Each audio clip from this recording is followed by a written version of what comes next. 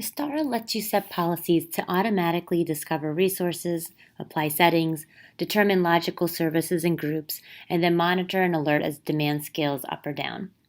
In Vistara setup under device management, we'll go to device management policies to create a new policy, for example, for all Cassandra servers in our environment.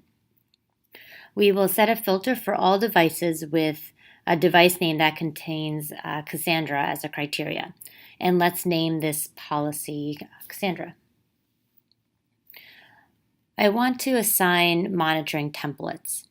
Vistara has a global library of content that you can use out of the box or customize. Let's add this, ping monitoring, and the Linux Cassandra template. Let me search for other Linux templates that I might want. And we'll take the Linux OS monitoring one. Next, we'll assign device credentials. This can be for a public cloud or for any other device credentials that you have stored. And by the way, I can set the criteria for this policy as applying to devices with any or all of the rules that we set here.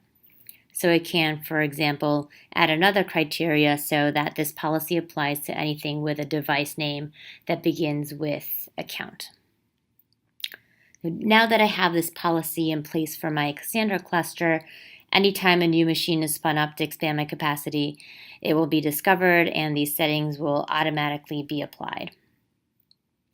So I can also create policies to add any machines to the logical group of devices and to the service maps that I am monitoring to check on the health of the service. Right. So as we did with new device management policies, we can create new device groups and new service maps by creating filters and applying templates and device credentials in the same way that we did for the policies.